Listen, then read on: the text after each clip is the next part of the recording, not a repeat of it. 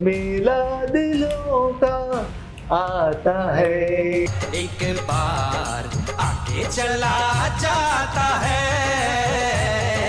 दी boss जो है वो बहुत बड़े एक्टर हैं, उनके साथ काम करें। सुदीप बड़ा एक्टर है, सुदीप बॉलीवुड भी करता है, यश भी है केजीएफ, हाँ यश भी बहुत अच्छे एक्टर है।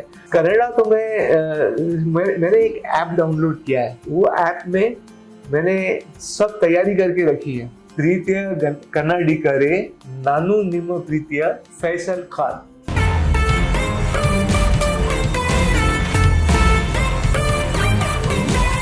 ಕನ್ನಡ ಚಿತ್ರರಂಗದಲ್ಲಿ ನಟಿಸಬೇಕು ಅನ್ನೋ ಆಸೆ ಇದೆ.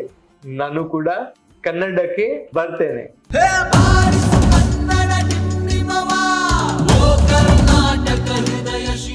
क्योंकि साउथ का जो मेकिंग है और डिसिप्लिन है, वो मैं बहुत लाइक करता हूँ। और पैशन फॉर वर्क का साउथ का जो है वो अलग ही लेवल का है। और अभी जो प्रूव ही कर दिया हम लोग ने कि बॉलीवुड फिल्में नहीं चल रही थी, लेकिन साउथ का बोलबाला था। और साउथ के डायरेक्टर्स बहुत टेक्निकली बहुत अच्छे होते हैं। साउथ में जो एक बात होती है कि वो लोग इंडियन इमोशन से जुड़े होते हैं।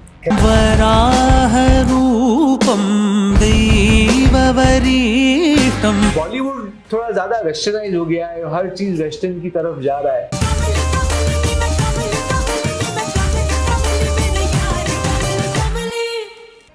मेरा प्रॉब्लम क्या है आपको एजाज भाई मैं बताता हूँ। मैं चमचागिरी नहीं कर सकता, पॉलिटिक्स नहीं खेलता, क्योंकि पॉलिटिक्स खेलो तो दिमाग बहुत चलता है, तो वो सब शायद मेरे चेहरे पे रिफ्लेक्ट भी हो रहा है।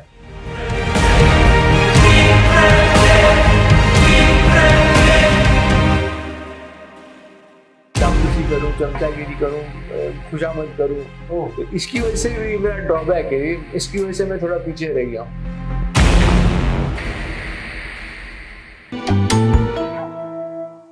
ಈ ಕಾರ್ಯಕ್ರಮದ ಪ್ರಾಯೋಜಕರು ರಫೀಕ್ ದರ್ಬಾರ್, ಸಮಾಜ ಸೇವಕರು, ಉದ್ಯಮಿ, ನಿರ್ಮಾಪಕರು.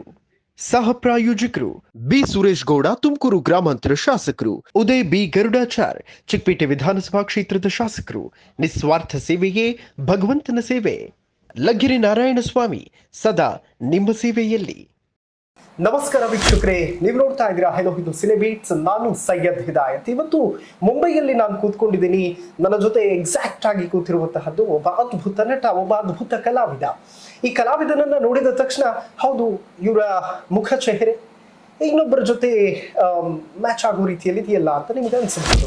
ಸೊ ನಮ್ಮ ಜೊತೆ ಕೂತಿರುವಂಥದ್ದು ಬೇರೆ ಯಾರು ಅಲ್ಲ, ಫೈಸಲ್ ಖಾನ್ ಅವರು, ಬಾಲಿವುಡ್ ನ ನಟ.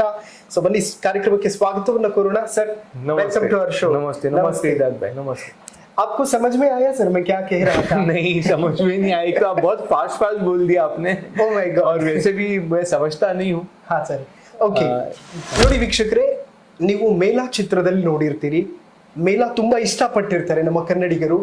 ಖಯಾಮತ್ ಸೆ ಖಯಾಮತ್ ಅನ್ನುವಂಥ ಚಿತ್ರದಲ್ಲಿ ಅಬ್ಬಾ ಎಷ್ಟು ಅದ್ಭುತ ಚಿತ್ರಗಳು, ಒಂದಕ್ಕಿಂತ ಒಂದು ಅದ್ಭುತ ಚಿತ್ರ. ಸೊ ನಮ್ಮ ಜೊತೆ ಕೂತಿರುವಂಥದ್ದು ಫೈಸಲ್ ಖಾನ್ ಅವರು. ಸರ್, जिंदगी क्या कुछ दिया है आपको, क्या कुछ ले लिया है आपसे?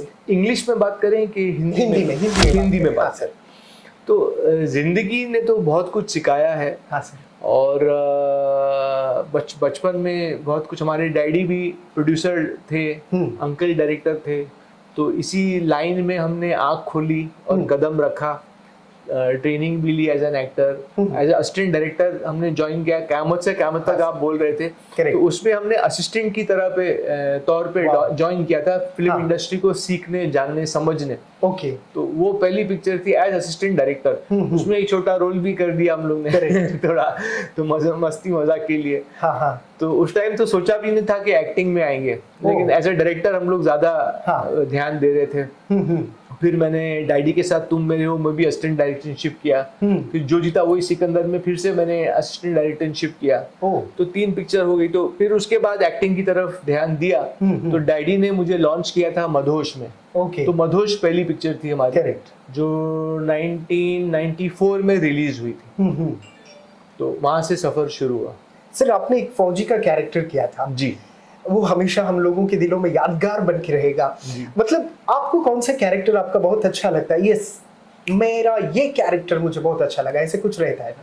देखिए मेला में डायरेक्टर भी बहुत अच्छे थे, धर्मेश Correct. दर्शन, और प्रोजेक्ट भी बहुत बड़ा था। आमिर के साथ शेयर करना था स्क्रीन, और अलग अलग बड़े बड़े एक्टर्स थे, जॉनी लीवर साहब थे, सब बड़े बड़े एक्टर्स, तो उसमें एक चैलेंज था।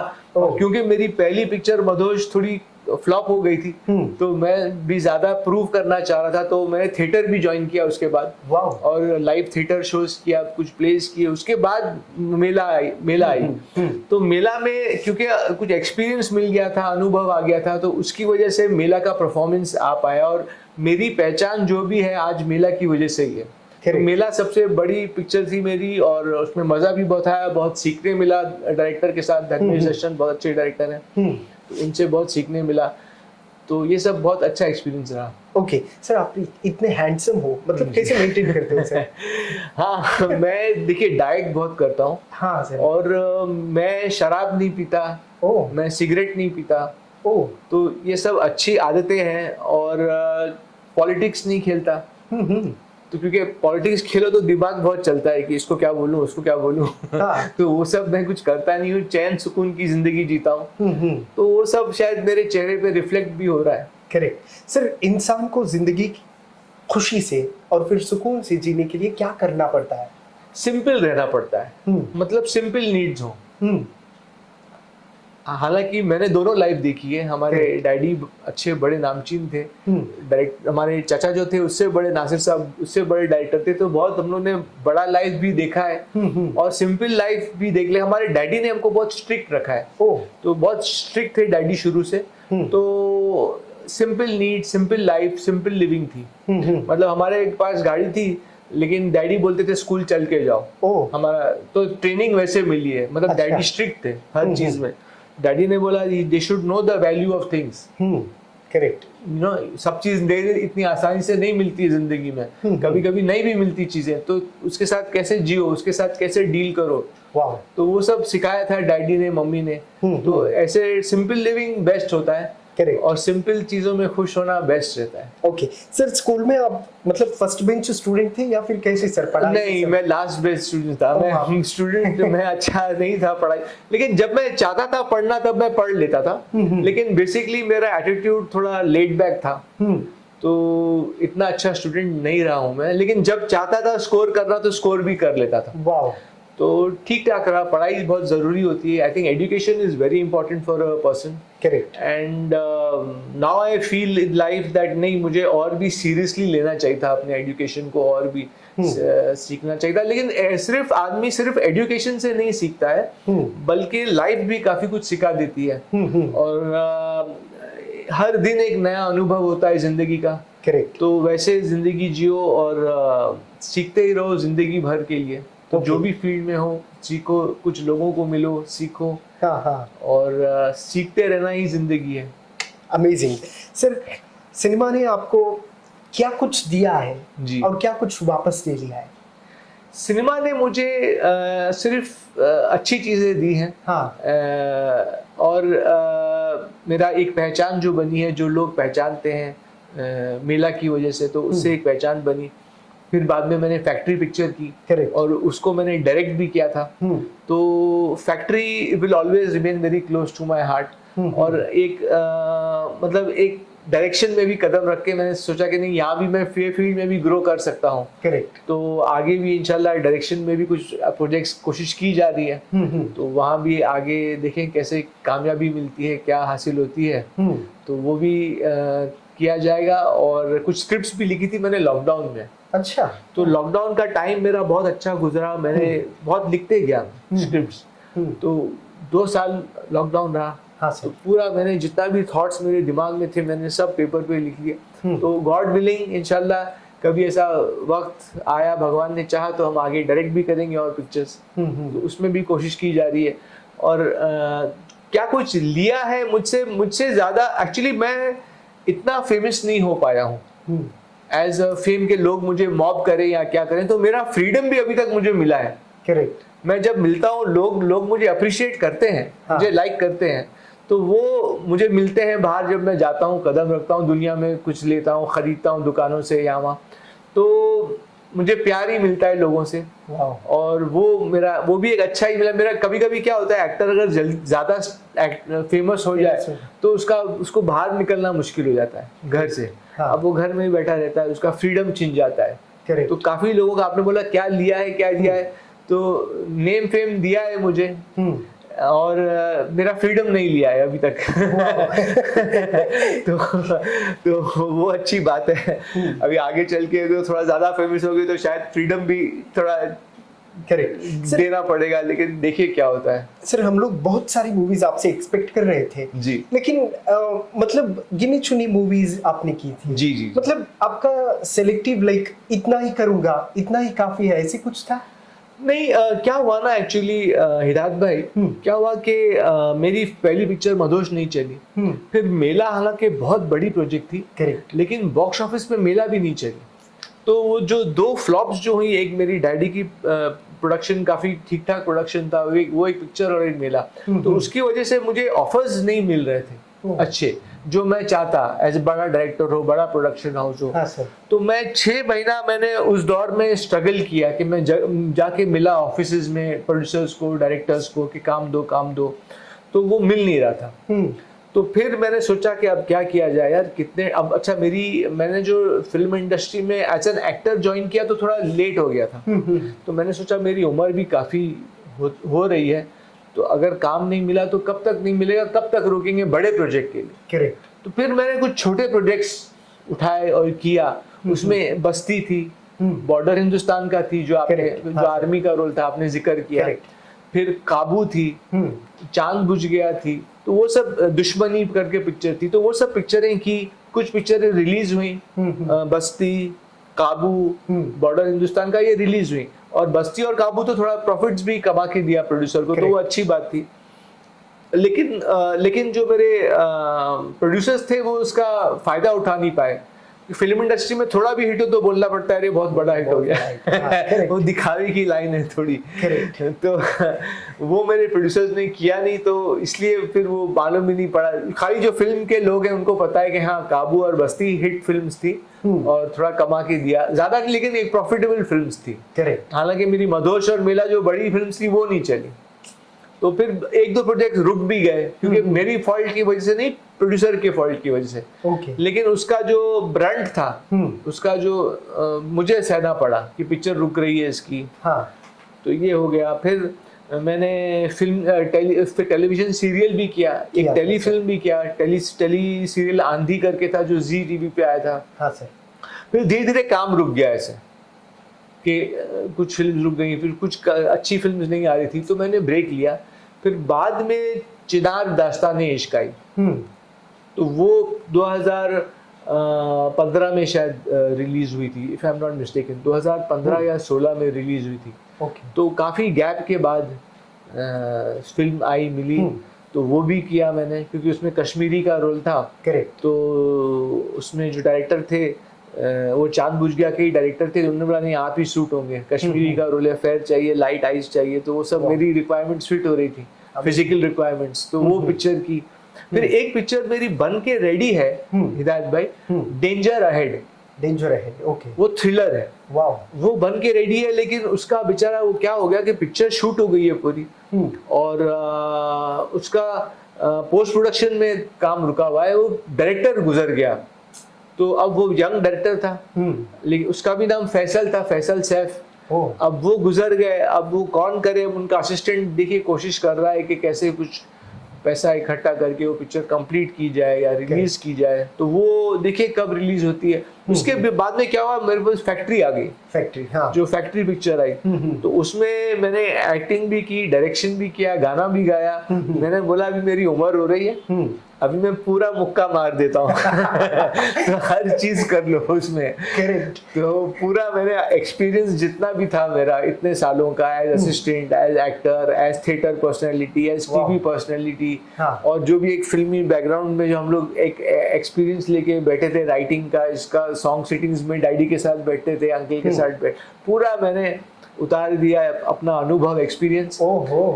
फैक्ट्री में। और फैक्ट्री हालांकि क्या हुआ कि उसको हम लोग रिलीज थोड़ा रुक के करते तो ज्यादा अच्छा होता, क्योंकि जस्ट लॉकडाउन खत्म हुआ और हम लोग ने रिलीज कर दिया, तो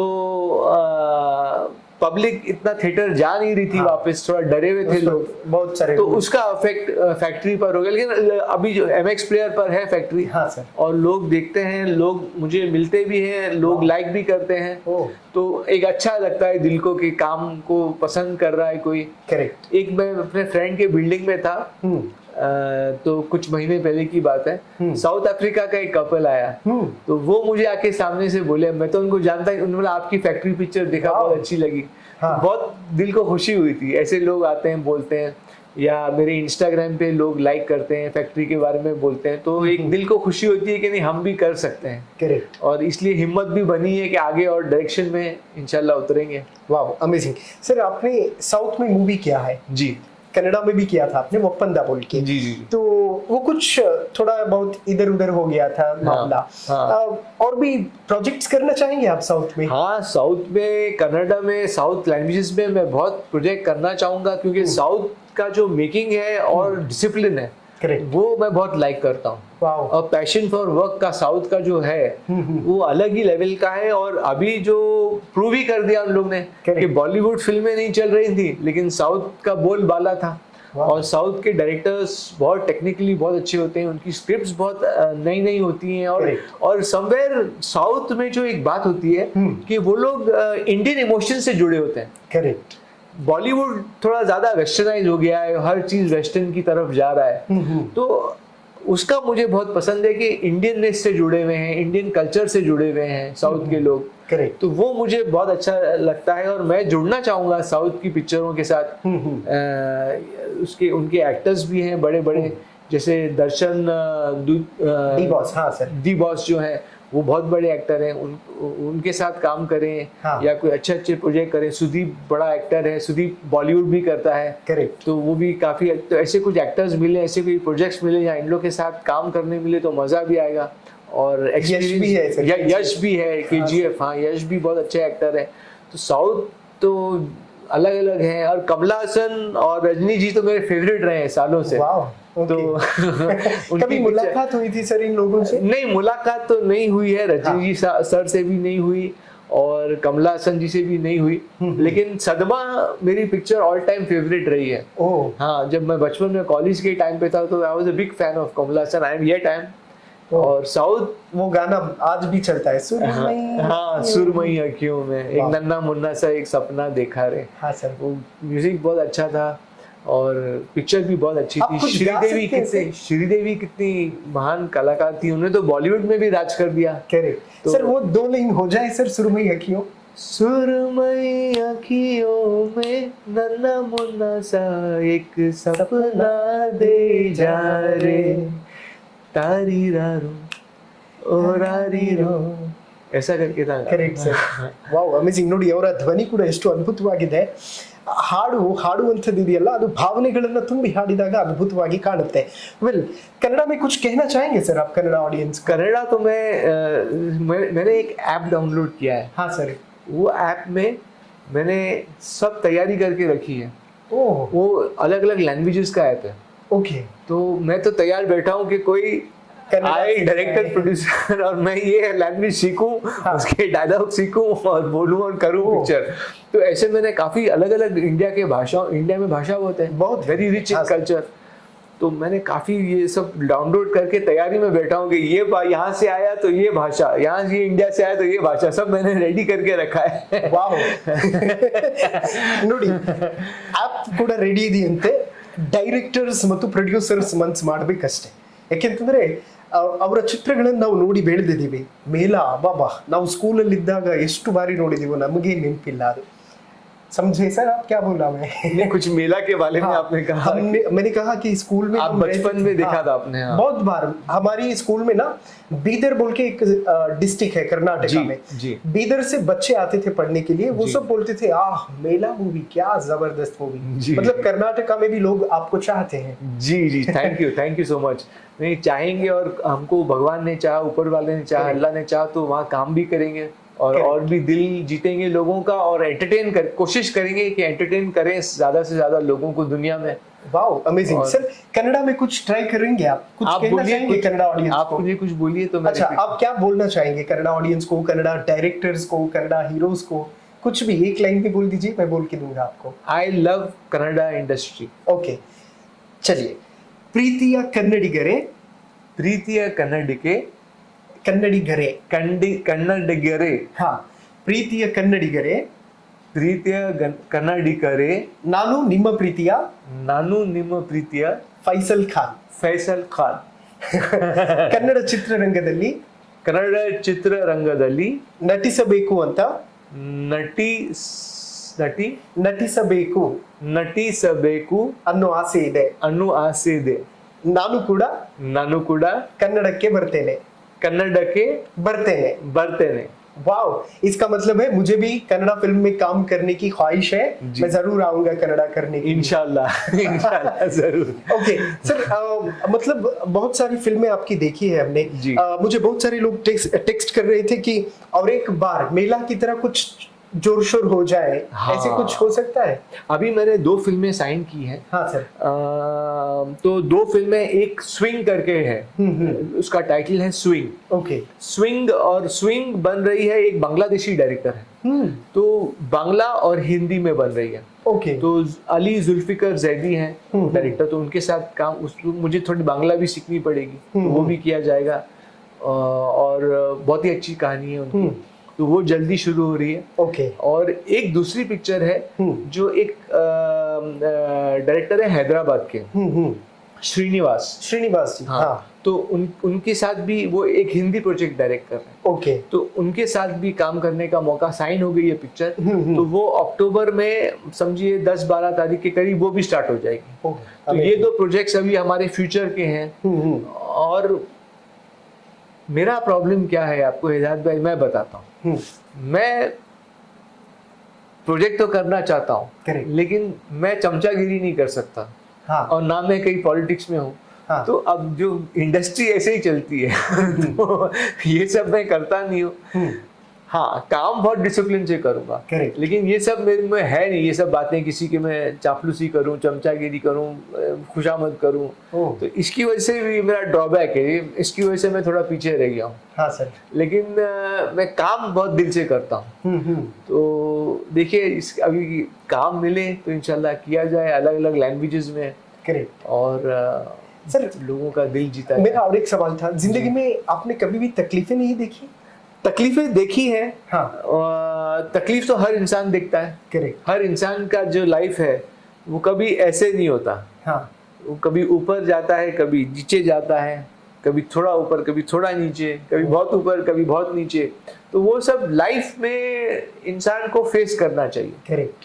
और लाइफ, जिंदगी उसी का नाम है करेक्ट. कि या तो अप्स आए या डाउन्स आए. अपना दिमाग कूल रखो, काम रखो, और हर सिचुएशन को फेस करना सीखो with a smile and with bravely and courageously. Correct.